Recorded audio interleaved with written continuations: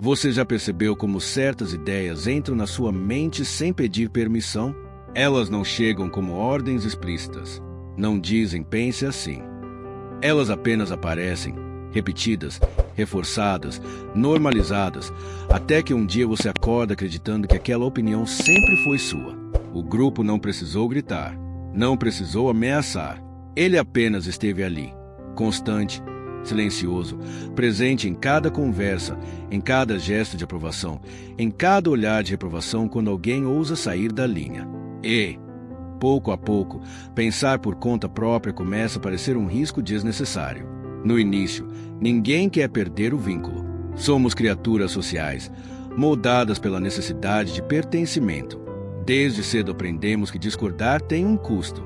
A criança que pensa diferente é isolada. O adolescente que questiona é ridicularizado.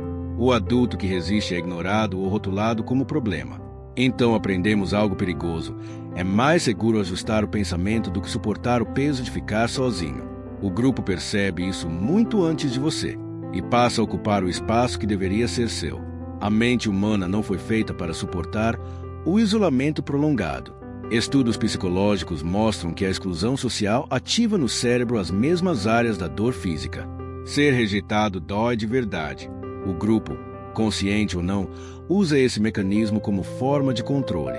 Não é preciso impor regras rígidas. Basta criar um clima onde certas ideias são aplaudidas e outras são punidas com silêncio, ironia ou desprezo. Com o tempo, você mesmo começa a censurar seus pensamentos antes que eles cheguem à superfície. Não porque alguém mandou, mas porque você aprendeu a prever a reação coletiva. É assim que o grupo começa a pensar por você, não tomando decisões diretas, mas moldando o que parece aceitável pensar. O pensamento deixa de ser um território livre e passa a ser um espaço vigiado. Você ainda sente que escolhe, mas suas escolhas já foram filtradas. As opções fora do consenso simplesmente desaparecem do seu campo de visão. E quando isso acontece, a ilusão de autonomia se mantém intacta. O mais perturbador é que esse processo raramente é percebido enquanto acontece. Pelo contrário, ele vem acompanhado de uma sensação de conforto. Pertencer é agradável. Concordar é recompensador. Há alívio em repetir o que todos repetem. Há segurança em compartilhar indignações prontas, opiniões já embaladas, verdades que não exigem esforço. Pensar cansa. Questionar gera conflito interno. Discordar cria tensão externa. O grupo oferece uma solução simples. Deixe que ele pense por você. A psicologia chama isso de conformidade. Mas esse termo é fraco demais para descrever o fenômeno real. Não se trata apenas de seguir regras. Trata-se de internalizá-las, de defendê-las como se fossem suas, de sentir raiva quando alguém as desafia, mesmo que você nunca tenha refletido profundamente sobre elas. O grupo não apenas influencia seu comportamento, ele reconfigura sua identidade. Quando um grupo estabelece uma narrativa dominante, ele cria um senso de normalidade. Tudo que está fora disso passa a parecer estranho, perigoso ou moralmente errado. E aqui ocorre uma das maiores distorções psicológicas. Você começa a confundir consenso com verdade.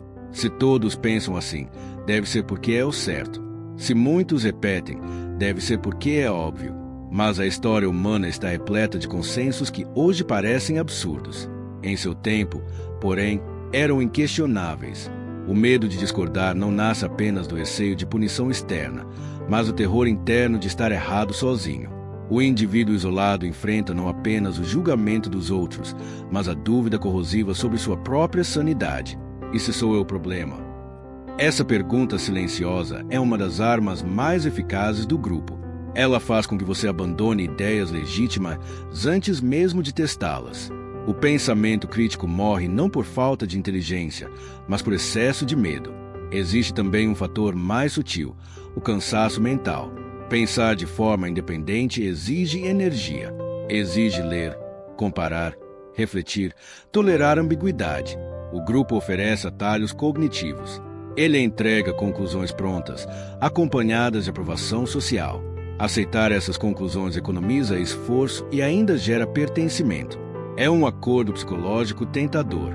Você troca profundidade por aceitação, complexidade por simplicidade, liberdade por conforto, Com o tempo, o grupo passa a ocupar o espaço da sua consciência. Você começa a se perguntar não o que eu penso sobre isso, mas o que nós pensamos sobre isso. A opinião coletiva se torna o ponto de referência. Discordar provoca culpa. Concordar gera alívio. Esse condicionamento é tão profundo que muitos passam a defender ideias que os prejudicam, apenas para não perder o vínculo simbólico com o grupo ao qual pertencem. E há um paradoxo cruel nisso tudo.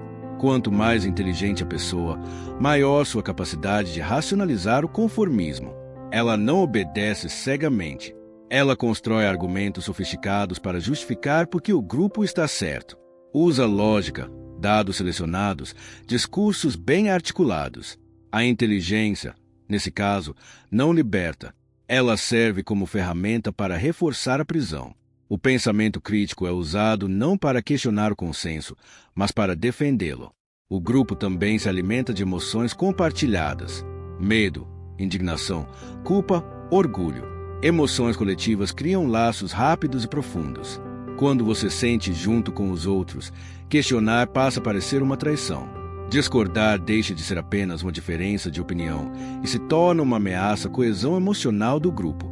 Por isso, muitas vezes, quem questiona é tratado como inimigo, mesmo quando levanta dúvidas legítimas. Aos poucos, o silêncio se espalha. Pessoas que pensam diferente aprendem a se calar, não porque deixaram de pensar, mas porque aprenderam que falar não vale o preço. O grupo interpreta esse silêncio como concordância, e assim, uma minoria ativa pode parecer maioria absoluta. O consenso se torna uma ilusão sustentada pelo medo e pela autopreservação. Cada indivíduo acredita que está sozinho em sua dúvida, quando na verdade muitos compartilham do mesmo desconforto. Nesse ponto, o grupo não precisa mais impor nada. Ele se autoprotege. Qualquer ideia dissonante é rapidamente neutralizada, não pela força, mas pelo constrangimento, pelo riso, pelo desprezo, pela indiferença. O pensamento independente se torna raro, não porque seja impossível, mas porque se tornou caro demais emocionalmente. Mas há um custo silencioso nesse processo. Quando você delega seu pensamento ao grupo, algo dentro de você começa a se apagar. Uma sensação difusa de vazio, de desconexão, de falsidade.